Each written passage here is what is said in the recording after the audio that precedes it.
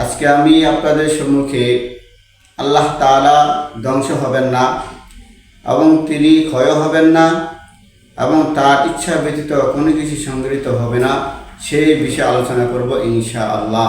আসসালামু আলাইকুম ওয়া রাহমাতুল্লাহি ওয়া বারাকাতুহু। ইন্নাল হামদালিল্লাহ ওয়া কাফা ওয়া সালামুন আলা ইবাদিহিল্লাযীনা ইসতাফা ওয়া লা ইয়াফনি ওয়া লা ইয়াবিদু ওয়া লা ইয়াকুনু ইল্লা মা ইরিদু।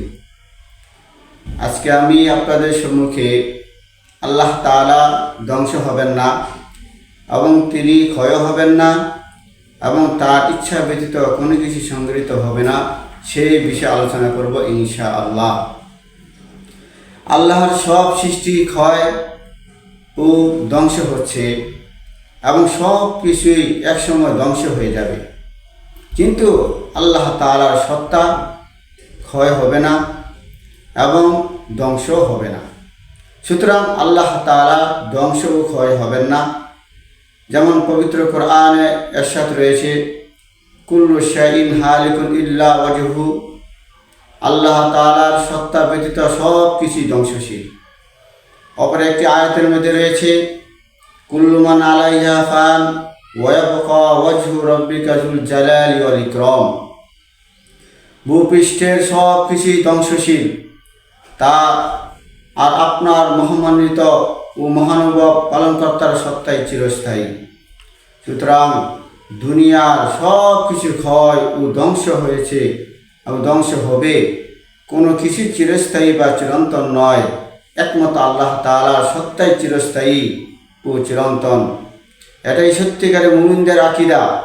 এতে আল্লাহ তাআলা সত্তা ছাড়া অন্য কিছুকে চিরস্থায়ী বা চিরন্তন বলে বিশ্বাস রাখা ঈমানের পরিপন্থী এবং কোনো ক্রমে এটা বৈধ হবে না, জায়েজ হবে না। আল্লাহ তাআলার ইচ্ছার বাইরে কোনো কিছুই সংগৃহীত হয় না। যা কিছু সংগৃহীত হয় সবই আল্লাহ তাআলার ইচ্ছাই হয়। এতে মানুষের কোনো কাজের ইচ্ছা যদি আল্লাহর ইচ্ছা অনুকূল হয় তবে মানুষের একা সংগৃহীত হবে, আর যদি এই ইচ্ছাটা আল্লাহর ইচ্ছা অনুকূল না হয় তবে তা সংগৃহীত হবে না।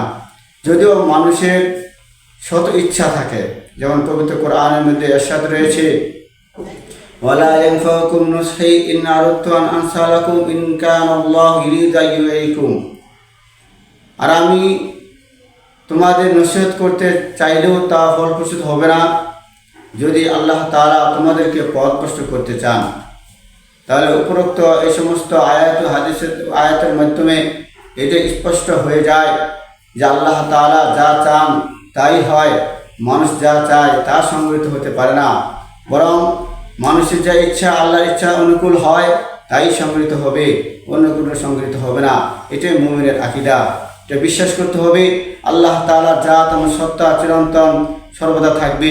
আল্লাহ তাআলার সৃষ্টি ধ্বংস হচ্ছে, ধ্বংস হয়ে যাবে, কিন্তু আল্লাহ তাআলা থাকবে। এটার প্রত্যেক মুমিনের জন্য আকীদা। কোনো ভ্রান্ত আকীদা যদি তারা এরকম মত পোষণ করে যে আল্লাহ তাআলা ক্ষয় হয়ে যাবে, তাহলে বুঝতে হবে তাদের এই সমস্ত আকীদা ভ্রান্ত।